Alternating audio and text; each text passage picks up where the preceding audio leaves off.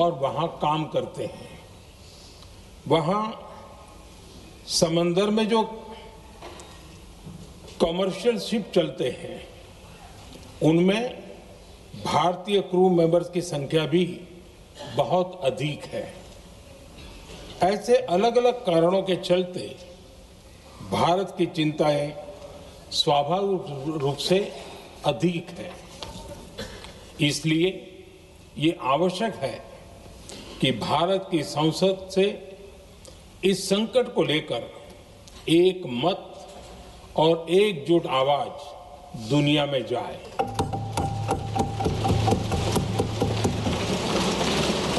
अध्यक्ष जी, जब से ये युद्ध शुरू हुआ है तब से ही प्रभावित देशों में हर भारतीय को जरूरी मदद दी जा रही है। मैंने खुद पश्चिम एशिया के ज्यादातर देशों के राष्ट्राध्यक्षों के साथ 2 राउंड फोन पर बात की है। सभी ने भारतीयों की सुरक्षा का पूरा आश्वासन दिया है। दुर्भाग्य से इस दौरान कुछ लोगों की दुखद मृत्यु हुई है और कुछ घायल हुए हैं। ऐसे मुश्किल हालात में परिवारजनों को आवश्यक मदद दी जा रही है। जो घायल है उनका बेहतर इलाज सुनिश्चित कराया जा रहा है।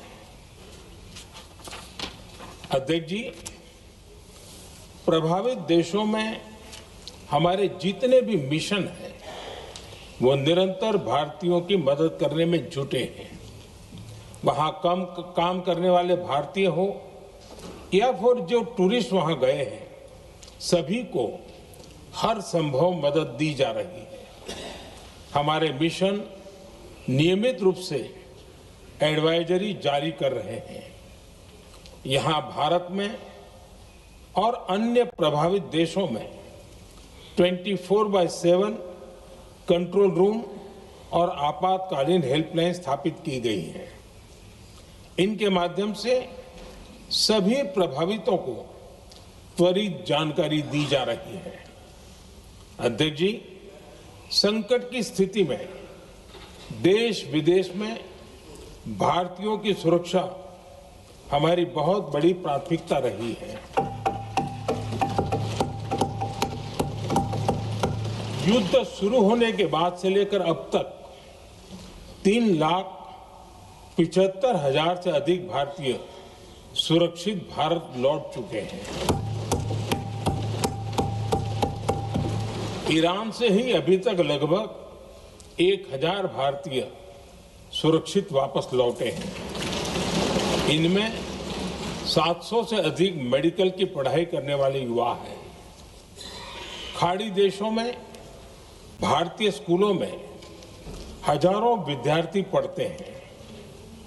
सीबीएसई ने ऐसे सभी भारतीय स्कूलों में होने वाली कक्षा 10वीं और 12वीं की निर्धारित परीक्षाओं को रद्द कर दिया है। इन बच्चों की पढ़ाई निर्बाध चलती रहे, इसके लिए सीबीएसई उचित कदम उठा रही है।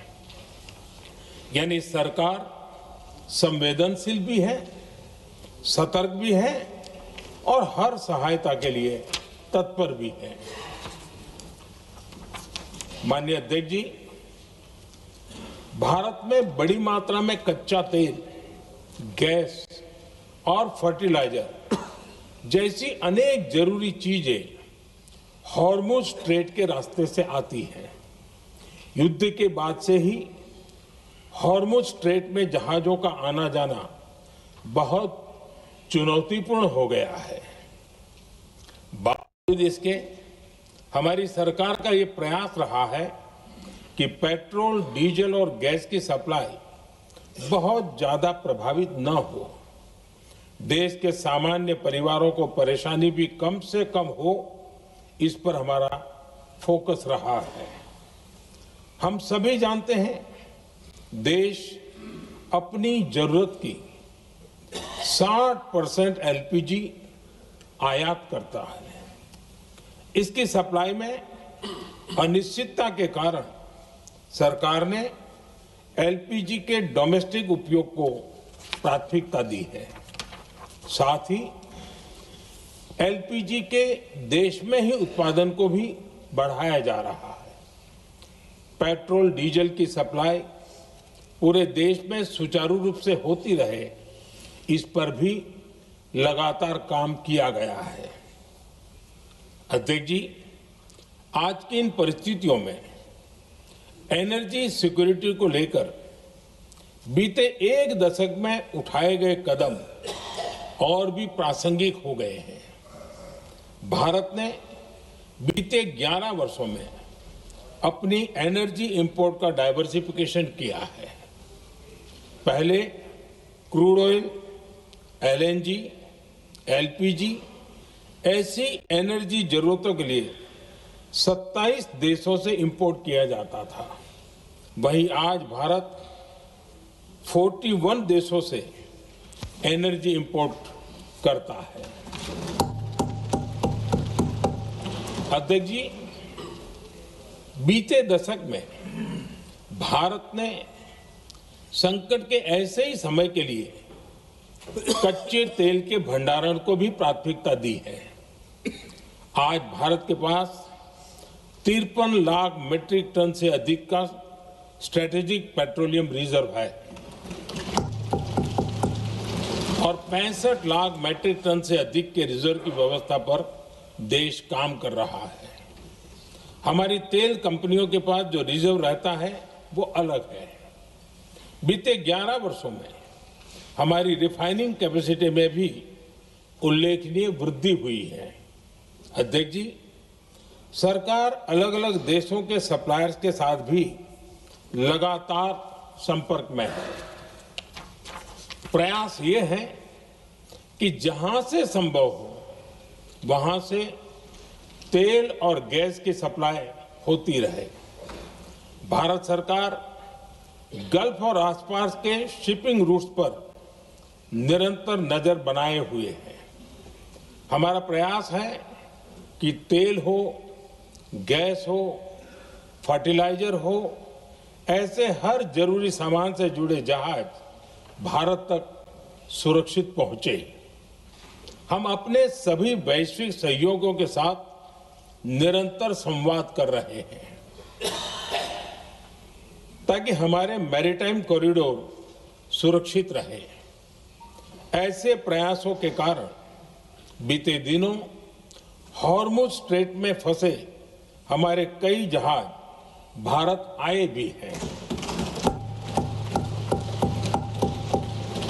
अध्यक्ष जी, संकट के इस समय में देश की एक और तैयारी भी बहुत काम आ रही है। पिछले 10-11 साल में इथेनॉल के उत्पादन और उसकी ब्लेंडिंग पर अभूतपूर्व काम हुआ है। एक दशक पहले तक देश में सिर्फ 1-1.5% इथेनॉल ब्लेंडिंग कैपेसिटी थी। आज हम पेट्रोल में 20% इथेनॉल ब्लेंडिंग के करीब पहुंच रहे हैं। इसके कारण प्रति वर्ष करीब 4.5 करोड़ बैरल कम ऑयल इंपोर्ट करना पड़ रहा है। ऐसे ही रेलवे के बिजलीकरण से भी बहुत बड़ा फायदा हो रहा है। अगर रेलवे का इतना बिजलीकरण न होता तो हर साल करीब 180 करोड़ लीटर डीजल अतिरिक्त लगता। ऐसे ही हमने मेट्रो का नेटवर्क बढ़ाया है। 2014 में जहां देश में मेट्रो नेटवर्क 250 किलोमीटर से भी कम था, आज ये बढ़कर करीब 1100 किलोमीटर हो गया है। हमने इलेक्ट्रिक मोबिलिटी पर बहुत अधिक बल दिया। केंद्र सरकार ने राज्यों को 15,000 इलेक्ट्रिक बसें चलाने के लिए दी है। आज जिस स्केल पर वैकल्पिक ईंधन पर काम हो रहा है, उससे भारत का भविष्य और सुरक्षित होगा।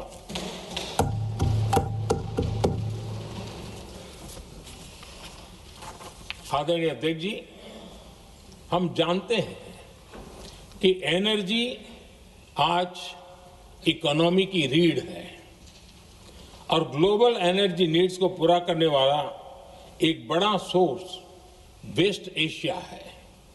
स्वाभाविक है कि दुनिया भर की अर्थव्यवस्था वर्तमान संकट से प्रभावित हो रही है और भारत पर इसका कम से कम दुष्प्रभाव हो, इसके लिए निरंतर प्रयास किए जा रहे हैं। सरकार इसके शॉर्ट टर्म, मीडियम टर्म और लॉन्ग टर्म ऐसे हर असर के लिए एक रणनीति के साथ काम कर रही है। आज भारत की इकोनॉमी के फंडामेंटल्स मजबूत है, इससे भी देश को बहुत मदद मिली है। हम हर सेक्टर के स्टेक होल्डर्स के साथ चर्चा कर रहे हैं। जहां भी जरूरत है उस सेक्टर को आवश्यक सपोर्ट दिया जा रहा है। भारत सरकार ने एक इंटर मिनिस्ट्रियल ग्रुप भी बनाया है। ये ग्रुप हर रोज मिलता है और हमारे इंपोर्ट एक्सपोर्ट में आने वाली हर दिक्कत का आकलन करता है और ये ग्रुप आवश्यक समाधान पर भी निरंतर काम करता है।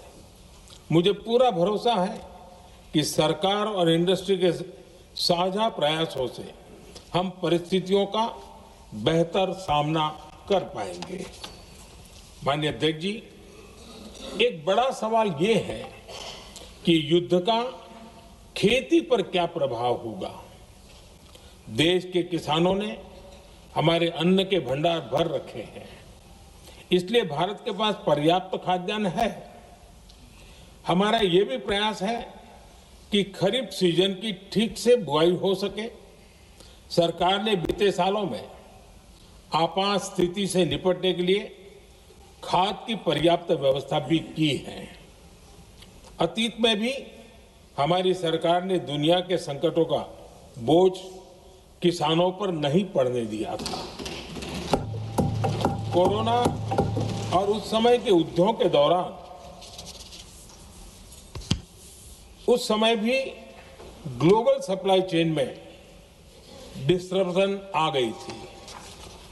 दुनिया के बाजार में यूरिया की एक बोरी 3,000 रुपये तक पहुंच गई, लेकिन भारत के किसानों को वही बोरी 300 रुपये से भी कम कीमत में उपलब्ध कराई गई।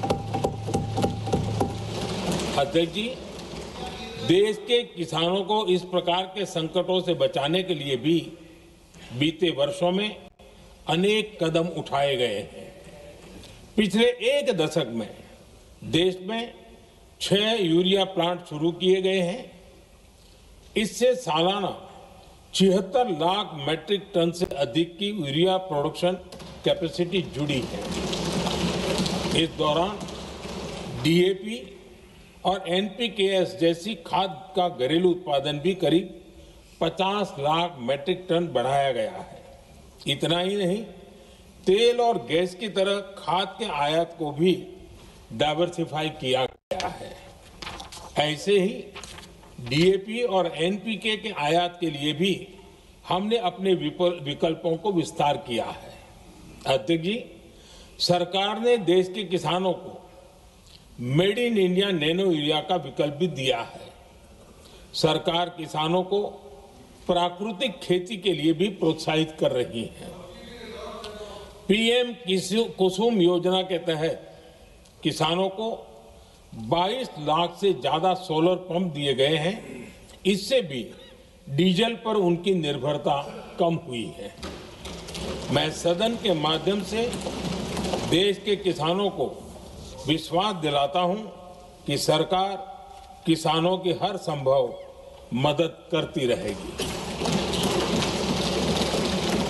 आदरणीय अध्यक्ष जी, युद्ध का एक बहुत बड़ा चैलेंज ये भी है कि भारत में गर्मी का मौसम शुरू हो रहा है। आने वाले समय में बढ़ती गर्मी के साथ बिजली की डिमांड बढ़ती जाएगी। फिलहाल देश के सभी पावर प्लांट्स के पर्याप्त कोल स्टॉक्स उपलब्ध है। भारत ने लगातार दूसरे साल 100 करोड़ टन कोयला उत्पादन करने का रिकॉर्ड बनाया है।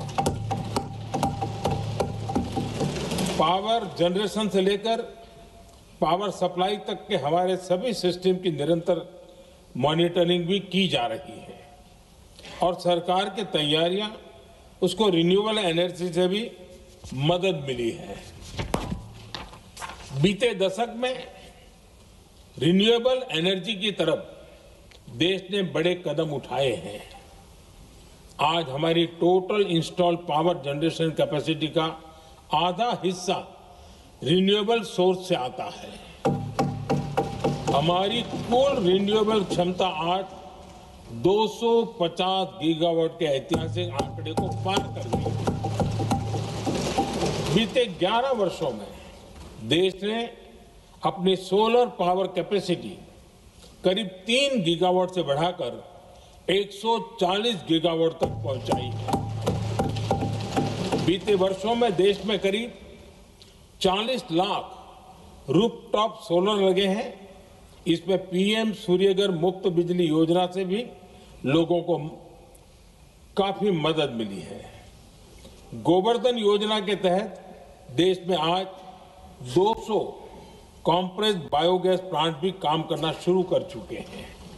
ये सारे प्रयास आज देश के बहुत काम आ रहे हैं।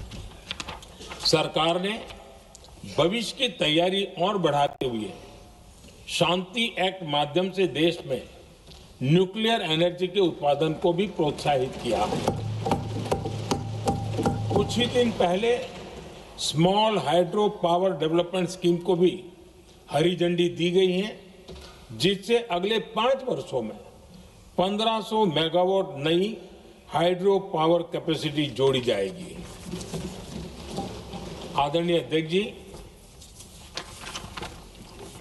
जहां तक डिप्लोमेसी की बात है, भारत की भूमिका स्पष्ट है।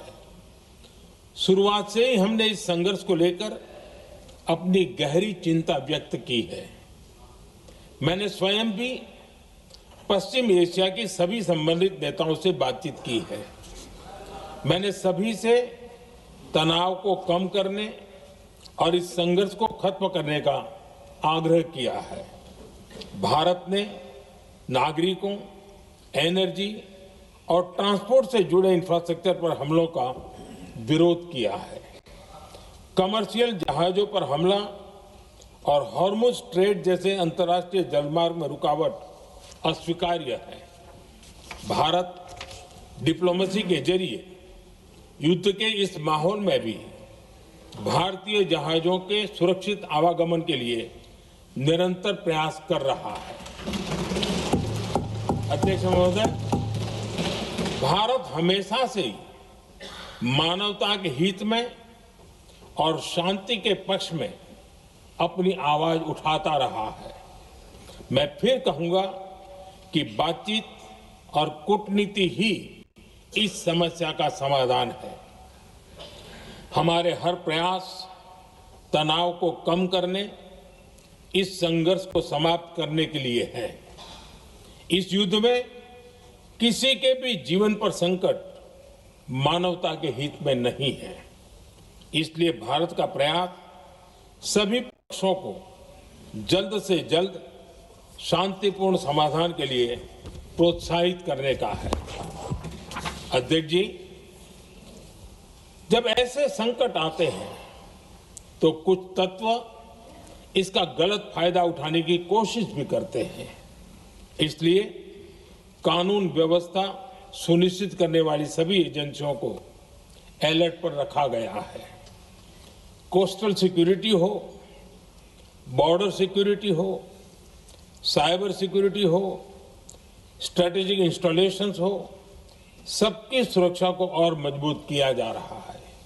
अध्यक्ष जी, इस युद्ध के कारण दुनिया में जो कठिन हालात बने हैं, उनका प्रभाव लंबे समय तक बने रहने की आशंका है। इसलिए हमें तैयार रहना होगा, हमें एकजुट रहना होगा।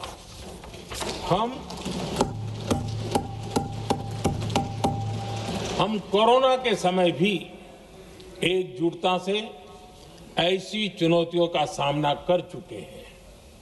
अब हमें फिर से उसी तरह तैयार रहने की आवश्यकता है।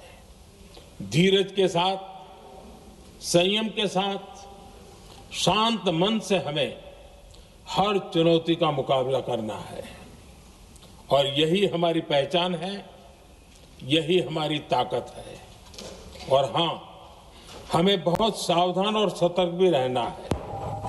हालात का फायदा उठाने वाले झूठ फैलाने का प्रयास करेंगे, ऐसे लोगों की कोशिशों को सफल नहीं होने देना है। मैं देश की सभी राज्य सरकारों से भी इस सदन के माध्यम से आग्रह करूंगा, ऐसे समय में कालाबाजारी करने वाले, जमाखोरी करने वाले एक्टिव हो जाते हैं। इसके लिए कड़ी मॉनिटरिंग जरूरी है।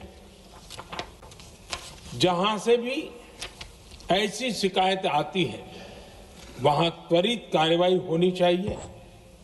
देश की हर सरकार और देश का हर नागरिक जब मिलकर चलेंगे तो हम हर चुनौती को चुनौती दे सकते हैं।